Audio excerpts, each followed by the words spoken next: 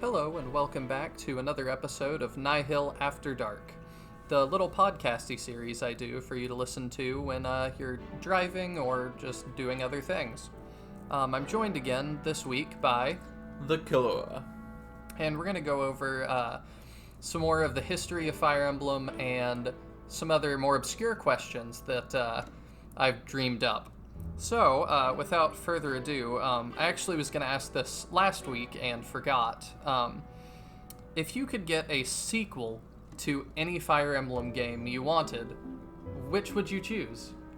And I ask this because, you have 2 games with Marth, 2 games with Ike, debatably 2 games with Roy, that cast of characters. You still get 2 games. So is there anyone that you really would like a sequel to? Interesting question, since I haven't played that many which I feel could have sequels. But from the ones I've played, I think I would be interested in a sequel to Awakening. I liked a lot of the characters in it, and also with the way they've done their time manipulation, I feel like it could easily have a sequel where you actually just play starting from the children, since they already allow you to see children from the future. Yeah, that would be interesting. Another interesting take on that would be you could start with younger units who then have to go back and get their parents, or save their parents or something, so that you would recruit them in opposite order. That would be interesting. I think if I could pick one, maybe, and this is going to come as a shock, maybe Fates. Because I really didn't like Fates' story at all, and I feel like the characters just didn't get that much of a chance to shine. So maybe sometimes a sequel fixes problems with the original. So if they got a really good writer in there who could, tie up a lot of loose ends and add canon explanations to a lot of things that didn't make sense, I think that all of those characters would become a lot more beloved by the old fans. I imagine with all those characters, you have a lot of room to build a future from. Yeah, I think so. Maybe they could also name the continent this time, since Fates is the only game that the continent is not named. Oh, is that true? Yes. That seems like a bit of an oversight to not give it a name. I don't know, but alright, so next topic. So when Intelligent Systems was trying to figure out what to do with Awakening, they knew it needed to save the franchise, or at least sell really well for the franchise to keep going. They considered a lot of different things, and one of those was setting it in modern day and giving guns to people. So what are your thoughts on that? First off, that sounds really crazy to think that they would go to give guns, because when I think of Fire Emblem, I always think of medieval, like swords and sorcery. Not too much medieval, because you don't really have that sort of lots of stonework, gothic, everything's kind of bad, but the knights and sorcery thing. Adding guns, I feel might be weird unless they decided to make most people more of a modern fighter, so there'd be a lot less swords, maybe still some magic, more of technical world. But I don't know, they might be able to do it, but even if they do it well, I'm not sure if people would recognize it as a Fire Emblem styled game, and more of just a gameplay of Fire Emblem in another universe. Yeah, to me, I look at, they've done this well in the past and not well. They did Advance Wars, which turned out, in most people who's played it, opinion, pretty well. But that series is not as successful as Fire Emblem, so I don't know if that would have gotten them the numbers that they needed or wanted to be able to save things. I also look at the more recent modern day example, Tokyo Mirage Sessions Sharp FE, and the majority of people really didn't care for that game. So I don't even think people really gave it a chance, and part of that is being on the Wii U, and I understand that, but I worry that Awakening, if it went the same way, would have suffered much the same fate of people not really giving it a chance. So the other idea they had for Awakening was to set it further in the future and put it on Mars. On Mars, you say? Yeah. That sounds even crazier, because some games can be nice, especially if you go sci-fi, as long as it's... Well, you don't have to actually be that believable, you just have to make a believable universe. And such a far-flung change going from swords and sorcery to on Mars and future tech might be such a big change, similar to in modern. I think it might be a bit too much. But also, if you go to Mars, I would wonder if they would do things like you'd have alien species. So I know, like, we've had the, I can't remember the names of the animal people in... The Lagoos. The Lagoos, yeah. I wonder if they could have some more of, like, situations with the Lagoos, if you're on another planet, that opens up space travel, and perhaps there's other intelligent beings that aren't humans that can join you. And that might be an interesting option. Yeah, that would definitely be really cool. I really liked the Tellius games because of the Lagoos, partially just because of their variety they brought to the cast. And for those of you who don't know, the Lagoos are beast people from the Tellius games, which are Ike's games. So yeah, I think Mars would have been really weird. I wonder if they would have given lightsabers as weapons to keep the swords in there, and then I just wonder what the equivalent of everything would be. You know, do we have people on little moon rovers as our cavaliers? Do people ride some kind of weird alien, and that's our Wyvern Knights or Pegasus Knights, or jetpack troopers? Like, I really wonder what kind of concepts they came up with, and maybe one day we'll find out. You know, maybe that'll be a thing at some point.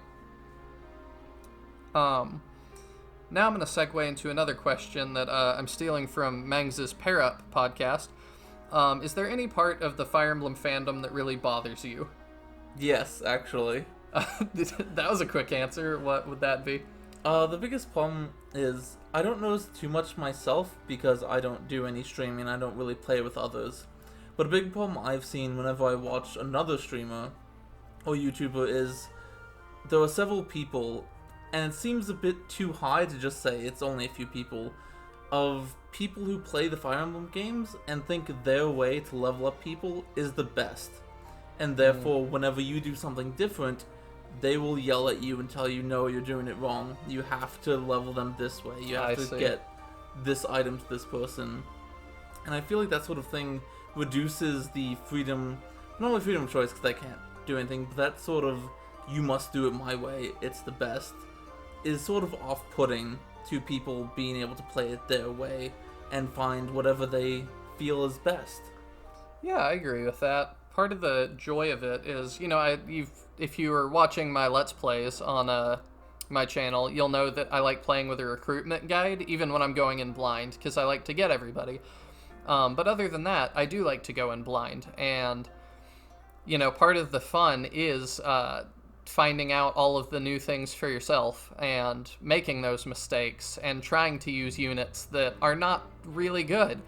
That's all part of the fun to me because it makes your playthrough so different from somebody else's.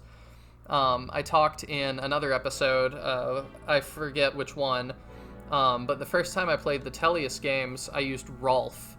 And Rolf apparently is just an abysmal unit, but for me, he got really, really good. And that was, you know, a lot of fun, and that was something that set my playthrough apart from anyone else's, or not everyone, but a lot of people's. So yeah, that's definitely part of it to me. Jumping back to an earlier question about the sequels, another thing that they've never mentioned, Intelligent Systems has never mentioned, but I wonder if they've gone over internally, which is a prologue to Shadow Dragon, or Marth's first game, showing the war with his ancestor Henri, and the defeating of the Shadow Dragon Miletus the first time. How do you feel like that would go? I feel like that would actually go pretty well, because it is interesting seeing Marth's story so far and seeing all the battles that he goes through, but hearing about this backstory of how just 100 years prior this dragon was defeated by his ancestor, I feel Like, they could easily make a pretty good game out of that story, showing you the hero, showing whatever allies he had formed. And it would be interesting if seeing some of his allies, you then saw their descendants later, just through similar, like, names or hair colors. Yeah, I agree. Definitely, maybe weapons too, like Minerva's Haute Claire axe. You know, maybe that's used in the first game or the prologue. The main thing I would worry about is that we don't have a version of Shadow Dragon and stuff, Marth's games, that is current. So it would be weird to make a prequel with Henri in, you know, the engine of, let's say, 3 houses, if we're assuming that we're going to be using that engine from here on out. And then if you want to know the rest of the story, go ahead and jump back to Shadow Dragon. So I'm wondering if at some point we're going to get just some sort of update for a lot of these games that bring them into new engines. Yeah, I think if they would do that, there might be a bit of work that they may not sure if it'll be really worth it, but I think that would be really nice to some of the newer fans who have gotten in, realize the gameplay's nice, and want to actually experience some of these older stories, but just don't have access to some of the games that weren't released everywhere, or some of the older ones that they can't get anymore. Yeah, I agree with that, definitely. And definitely they need to still localize a lot of these. Marth's second game has never been localized, so that definitely needs to happen at some point. I'm wondering if for the anniversary coming up, because Fire Emblem's turning, I think, 20 soon. I think this next year. I'm wondering if they're going to localize more of the games that they haven't, or give us some kind of box set of updates or something like that, like they did with Kirby for his anniversary. My next question, something that I used to think about a lot when I was younger. Any class you wish you could start a game as?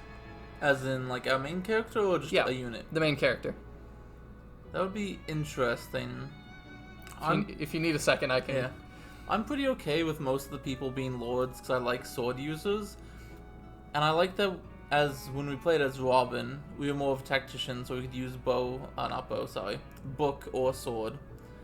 But for another one, I'm not sure. It might be interesting to play as an axe user, because most of the time in games, I feel axe users are there, but it takes a while for them to be that useful, mostly due to their low hit rate.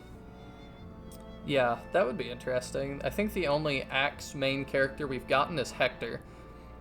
And Hector is very well beloved, obviously, so he would definitely have a lot of competition for being the best Axe Lord or the favorite Axe Lord, but it would definitely be nice to have another one. Or another Lance Lord, since we only had Ephraim so far in the Sacred Stones.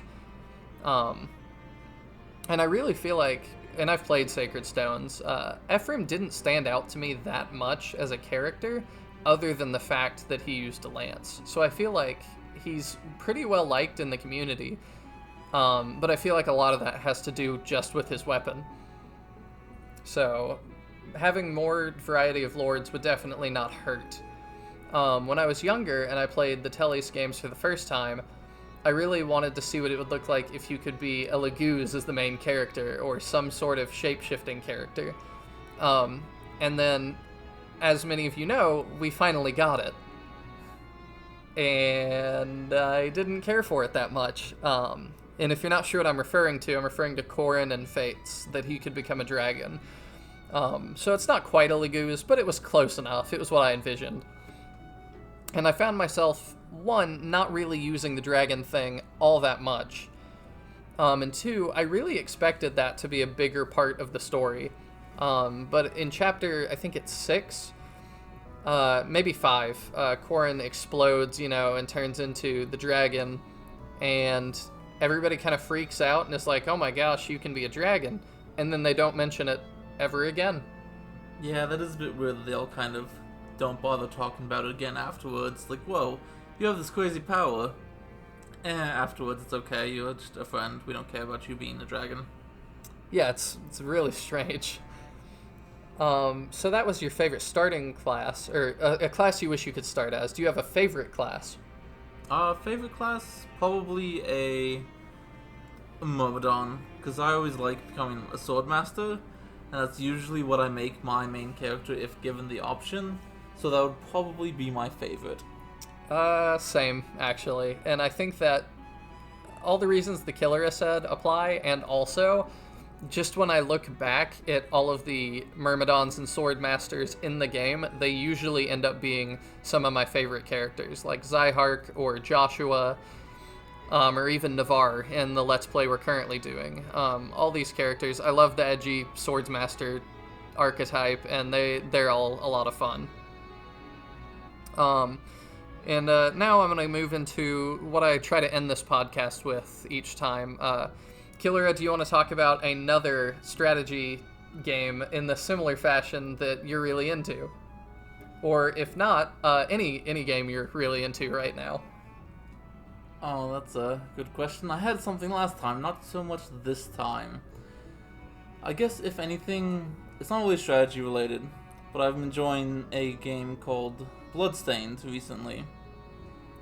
It's made by a producer who's made Castlevania before, and it feels a lot like a return to older Castlevania from the DS, which was some of people's favorites as far as I understand. So I've really been enjoying playing that.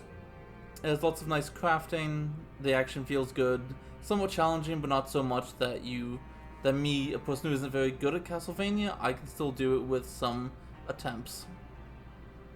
Alright, that sounds pretty good. And it's nice that those Castlevania people who had to wait for forever to get a new game are finally getting kind of a spiritual successor, since Konami's not really interested in making games anymore. Yeah, it certainly helps people. It doesn't have the Castlevania name, but it definitely has the good Castlevania feel. Alright, I think that's going to do it for this episode. Thank you for tuning in, and Killera, have a good night, everyone. There you go, you're high again, here we are, we're breaking into stone to thinking in a blink, it's time for you to clock in. There you go, you're hypocrite, and although you're so sick of it, you always knew you weren't at it, so you never tried to quit now. Ooh.